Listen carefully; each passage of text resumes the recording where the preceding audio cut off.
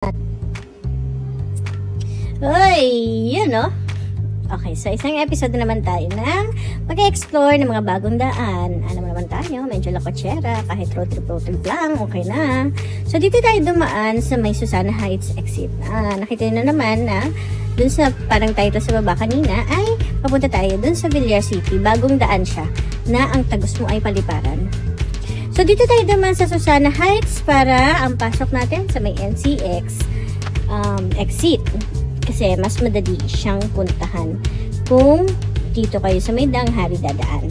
So, para mapatuntun nyo naman itong MCX exit, for sure, marami na sa inyo nakadaan dito at nakikita to sa may bandang kanan from SLEX, ay makikita nyo MCX. So, yun. Ayan. So, dito pala makikita mo na yung pangalan ng Villar City.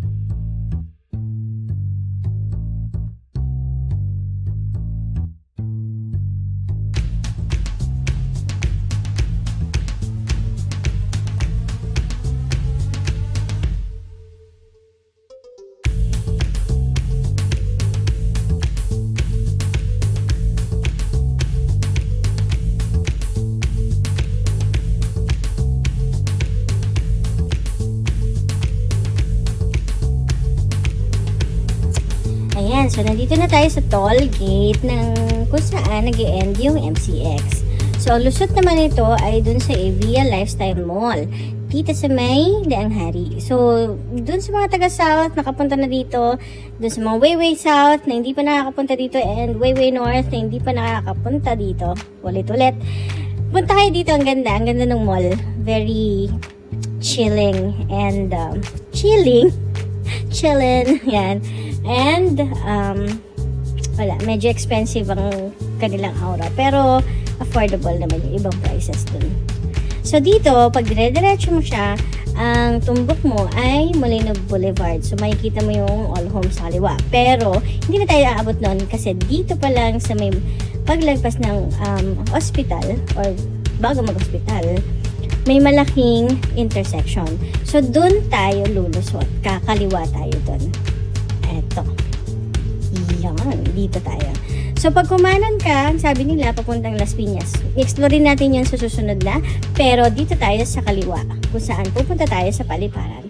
Actually, ang pupuntahan natin, ayan. So, kita nyo, lapad, diba? Okay. So, actually, ang pupuntahan natin dito is Dasmariñas. Kung saan, nandun yung SM Paliparan. Hindi naman talaga kami pupunta ng SM Paliparan. Meron kasi doon na Unitop, doon sa mismo tumbok ng Paliparan. So, doon kami pupunta. Para medyo mura. So, makikita nyo, ayan, wala pa kayong makita ng mga establishments or mga building. Pero, I believe, ito ay magiging business center. So, may mga opisinang or buildings na i-build dito. So, hindi ko alam kung ano pa yung mga yon. But, it's for us to find out. Very exciting, diba? Ang ganda ng daan. Tapos, ano siya? Hindi pa siya masyadong nadadaanan kasi bagong bukas pa lang. Pero I'm pretty sure na for sooner or later, medyo madami na rin dadaan dito. Tapos, meron sila mga, ayan o, may mga daan pa silang dinedevelop, kaya medyo nakasarap pa. Pero, nagkaroon na sila, inopen na nila yung way na ang lusot nga is dun sa may Paliparan na. Kasi nga, very traffic na dun sa may bandang Molino Boulevard. Ando kasi yung mga schools, mga shopping, may mga restaurants din doon, I believe, mga food chains din doon. Tapos doon din yung sa may Bahayang Pag-asa subdivision na ang dami din mga nakatira. Dati ako nakatira doon actually. So ayan, so dire-diretso lang yan. Actually hindi ka maliligo kasi may mga signage sila. So, wala ka mang matanungan, pero ano yung signage? So, pakaliwa ay dire-diretso. Ang tumbok ay Unitop. So, pag kakanan ka naman, papuntang Molino Road.